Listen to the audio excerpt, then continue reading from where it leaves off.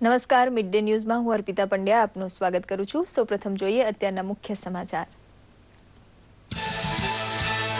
પ્રધાનમંત્રી શાંઘાઈ સહયોગ સંગઠન શિખર સંમેલનમાં ભાગ લેવા ઉઝબેકિસ્તાનના તાસ્કંદ જવા થયા રવાના। ભારતને મળશે એસસીઓનું સ્થાયી સભ્યપદ। એનએસજીનો મુદ્દો રહેશે ચર્ચામાં। પરમાણુ આપૂર્તિ જૂથ એનએસજીમાં સભ્યપદ મેળવવા માટે ભારતના પ્રયત્નો ચાલુ। દાવેદારી માટે વિદેશ સચિવ એસ જયશંકર સિયોલમાં। એનએસજીની 2 દિવસીય બેઠકમાં થઈ શકે છે ફેસલો।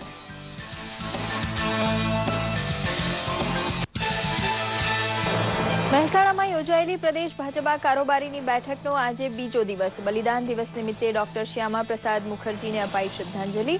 આજે પણ વર્ષ 2017ની વિધાનસભા ચૂંટણીની વ્યૂહરચના અંગે ચાલુ રહેશે વિચાર મંથન। રાજ્યમાં સિંગતેલના ભાવને નિયંત્રણમાં લેવા ઓઇલ મિલર્સ અને સરકાર વચ્ચે બેઠક। સિંગતેલનો નવો જથ્થો ન આવે ત્યાં સુધી ભાવ નહીં વધારવા સધાઈ સંમતિ। તુવેર દાળનો 6500 ટન જથ્થો કેન્દ્ર પાસેથી મંગાવી રેશનિંગ દ્વારા વિતરણનો પણ નિર્ણય। ગુજરાતના 22 જિલ્લાના 58 તાલુકાઓમાં છેલ્લા 24 કલાકમાં મેઘમહેર। સૌથી વધુ 72 મિલીમીટર વરસાદ નોંધાયો સુરતના ઓલપાડમાં। આગામી 48 કલાક પણ સાર્વત્રિક વરસાદની હવામાન વિભાગની આગાહી। સમાચાર વિગતવાર જોઈએ। પ્રધાનમંત્રી નરેન્દ્ર મોદી શાંઘાઈ સહકાર સંગઠન એટલે કે એસસીઓના સંમેલનમાં ભાગ લેવા ઉઝબેકિસ્તાનની રાજધાની તાસ્કંદમાં 2 દિવસના પ્રવાસે રવાના થયા છે।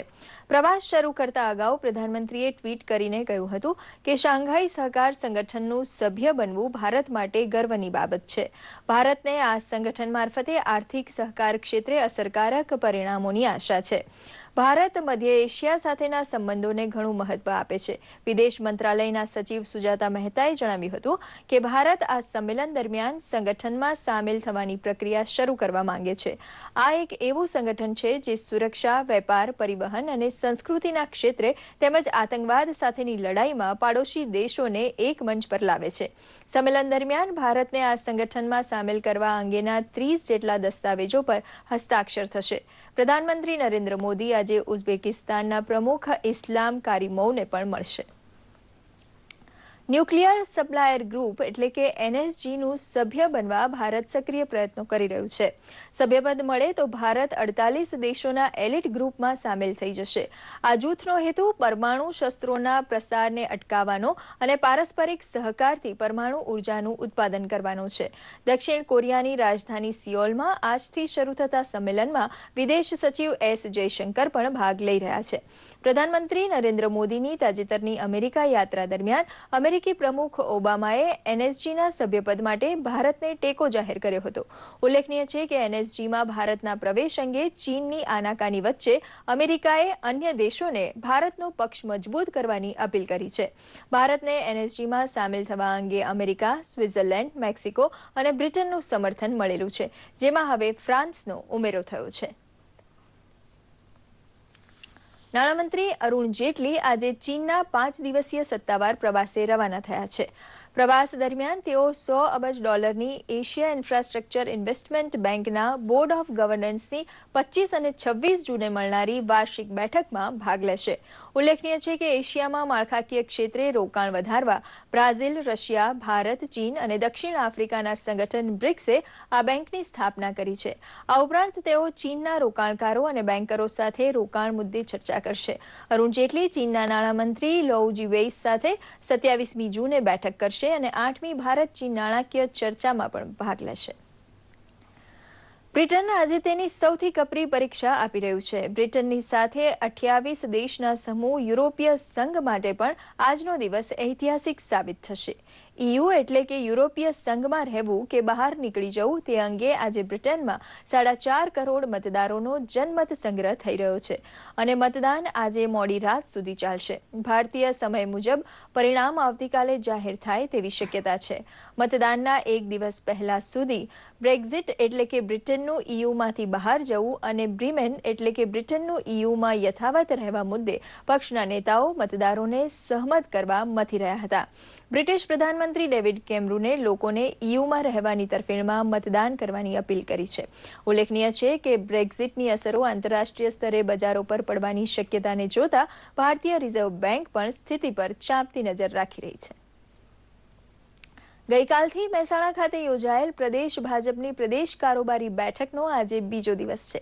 ભાજપ પ્રદેશ પ્રમુખ વિજયભાઈ રૂપાણીના અધ્યક્ષસ્થાને અને મુખ્યમંત્રી આનંદીબેન પટેલ, રાષ્ટ્રીય ઉપાધ્યક્ષ અને પ્રદેશ પ્રભારી ડોક્ટર દિનેશ શર્મા, રાષ્ટ્રીય ઉપાધ્યક્ષ પરસોત્તમ રૂપાલા, રાષ્ટ્રીય સહસંગઠન મહામંત્રી વી સતીશજીની વિશેષ ઉપસ્થિતિમાં યોજાયેલ બેઠકમાં આજે પણ વર્ષ 2017ની વિધાનસભા ચૂંટણી અંગે ભાજપાના વિજયની વ્યૂહરચના અંગે વિચાર મંથન કરાયું હતું.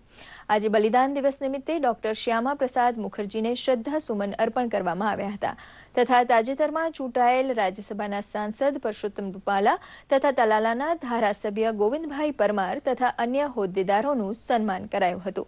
આ ઉપરાંત પંચાયતથી માંડીને પાર્લામેન્ટ સુધી દેશને કોંગ્રેસ મુક્ત કરવાનો રાજકીય ઠરાવ પણ પસાર કરાયો હતો.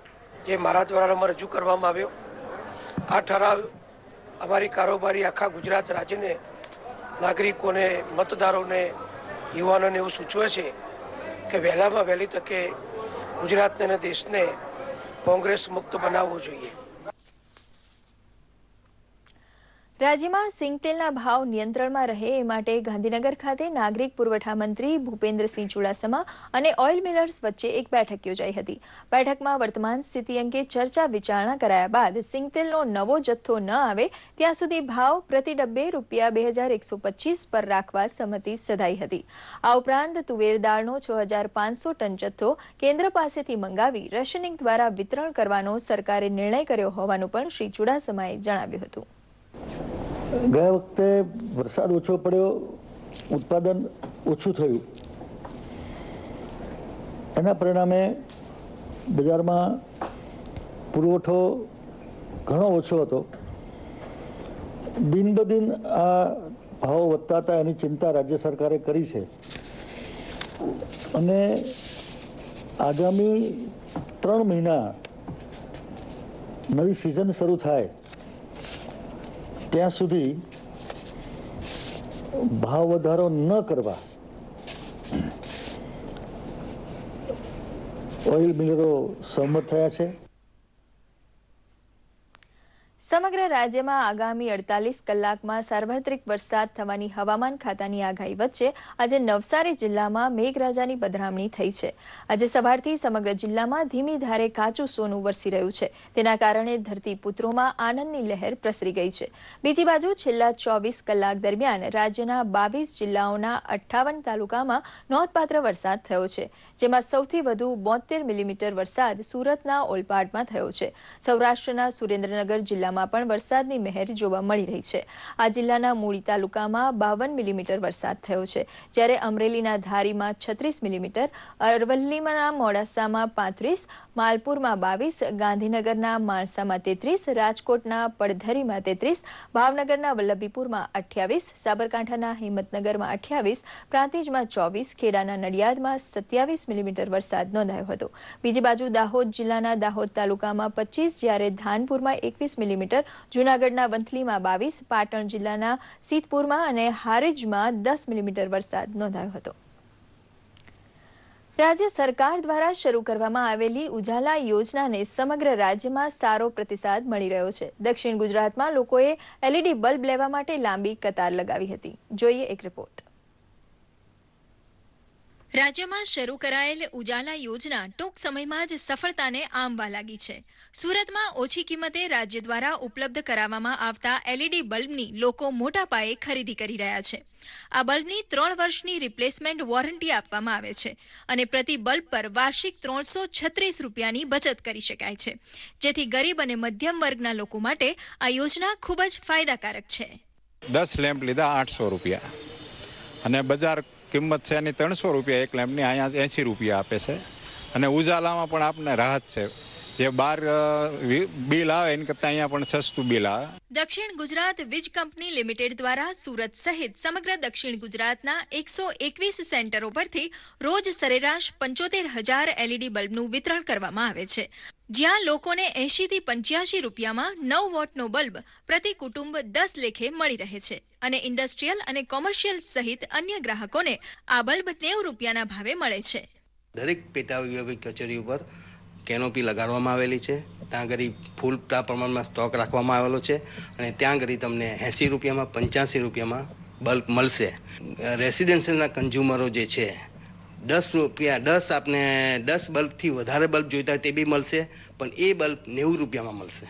લાંબા ગાળે રાજ્ય તથા નાગરિકોની સુખાકારીમાં વધારો કરતી આ યોજનાનો વધુને વધુ લોકો લાભ લઈ રહ્યા છે, ત્યારે આ યોજનાને બહોળો પ્રતિસાદ મળતા સરકારની આ કલ્યાણકારી યોજનાઓ સફળતા તરફ પ્રયાણ કરી રહી છે. દૂરદર્શન સમાચાર માટે સુરતથી એઝાઝ શેખનો અહેવાલ. મહેસાણાના ખેરાલુ ખાતે રાજ્ય મહિલા પંચના અધ્યક્ષા નીલાબેન અંકોલિયાના હસ્તે નારી અદાલતનો શુભારંભ કરાયો હતો. રાજ્યમાં 185 જેટલી નારી અદાલતો છે, જેમાં હવે ખેરાલુનો ઉમેરો થયો છે. આ પ્રસંગે નીલાબેને જણાવ્યું હતું કે અંતરિયાળ ગામડાઓમાં રહેતી મહિલાઓની મુશ્કેલી અને પ્રશ્નોને વાચા મળે અને સત્વરે તેનું નિરાકરણ થાય તેવા હેતુથી રાજ્ય સરકારે નારી અદાલત રૂપી પહેલ શરૂ કરી છે. આવી અદાલતોમાં મહિલાઓને કૌટુંબિક તેમજ અન્ય પ્રશ્નોના નિરાકરણ અંગેનું માર્ગદર્શન વિનામૂલ્યે આપવામાં આવે છે. મહિલા પંચના અધ્યક્ષાએ રાજ્ય સરકારની મહિલાઓ અંગેની અનેક કલ્યાણકારી યોજનાઓની માહિતી પણ આપી હતી. રાજ્ય સરકારની કલ્યાણકારી માં અન્નપૂર્ણા યોજના નર્મદા જિલ્લાના ગરીબ આદિવાસીઓ માટે આશીર્વાદરૂપ સાબિત થઈ રહી છે. જિલ્લાના 5,11,000થી વધુ લોકો આ યોજનાનો લાભ લઈ રહ્યા છે. આ યોજના હેઠળ ગરીબ પરિવારોને પૂરતું અનાજ મળી રહે છે, જેના કારણે આવા પરિવારો પોષક તત્વોથી ભરપૂર ભોજન લેતા થયા છે.